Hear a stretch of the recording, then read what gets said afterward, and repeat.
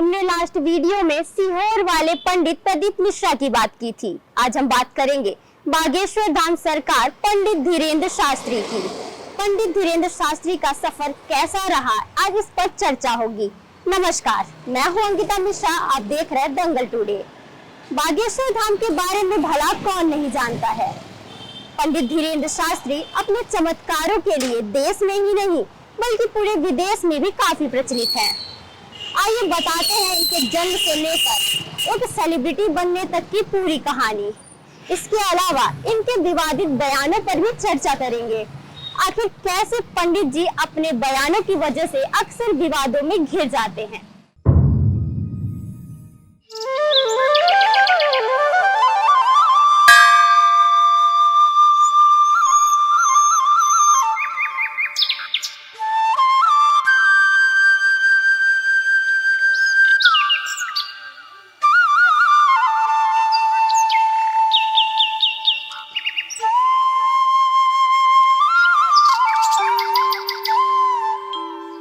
बागेश्वर धाम सरकार नाम से विख्यात धीरेन्द्र कृष्ण शास्त्री एक कथावाचक हैं, जिनका जन्म 4 जुलाई 1996 को मध्य प्रदेश के छतरपुर जिले के गढ़ागंज गांव में हुआ था।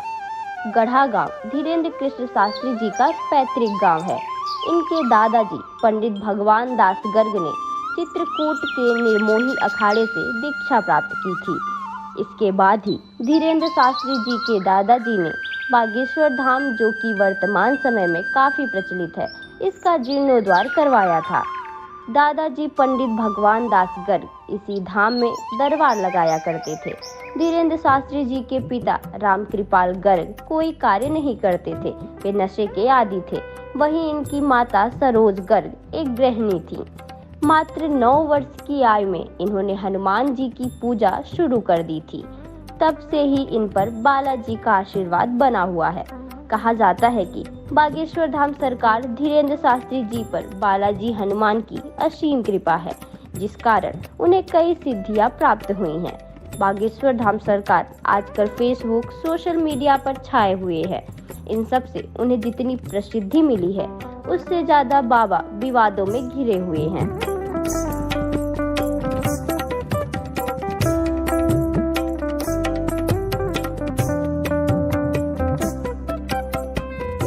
ये तो हुई पंडित जी के जन्म से लेकर एक कथावाचक बनने तक की पूरी कहानी। लेकिन इसके अलावा भी आपको बता दें, पंडित जी अक्सर अपने बयानों की वजह से भी एक सेलिब्रिटी बन चुके हैं। हाल ही में पंडित जी के खिलाफ राजस्थान में दूसरी FIR दर्ज कराई गई।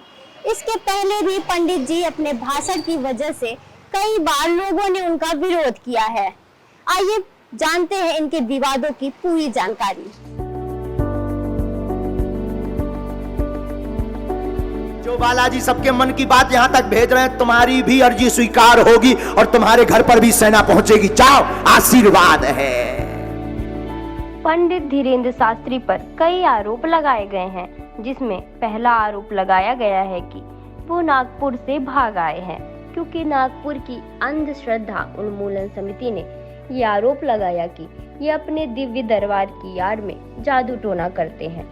और इसके बाद जब पंडित जी से जवाब मांगा गया और उनकी सिद्धियों को साबित करने को कहा गया, तो वो नागपुर छोड़ के भाग आए। हालांकि इसके बाद पंडित जी ने इसकी सफाई देते हुए कहा कि गुरु जी के जन्म दिवस के चलते सभी जगह की कथा 2-2 दिन कम कर दी गई है, जिसके बाद से लोगों ने उनका विरोध करना शुरू कर दिया। वहीं दूसरी ओर धीरेन्द्र शास्त्री के दरबार में लोग अपनी अर्जियां लगाते हैं और धीरेन्द्र शास्त्री उनके बारे में कुछ भी जानकारी लिए बिना ही उनके जीवन की समस्या बता देते हैं। ऐसे में लोगों का ये भी कहना है कि वो जादू टोना करते हैं। इसके अलावा धीरेन्द्र शास्त्री जी का कहना है कि उनके दरबार में आए भक्तों से वो पैसे नहीं लेते हैं। इस बात को भी लेकर कई विवाद सामने आए हैं।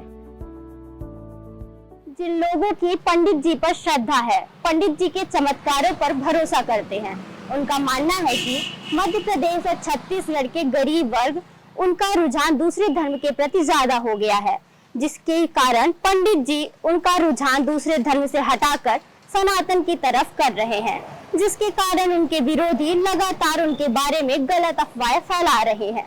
वही लोगों के ये भी आरोप है कि मात्र 26 वर्ष की उम्र में पंडित जी को इतनी सिद्धि कहां से प्राप्त हो गई।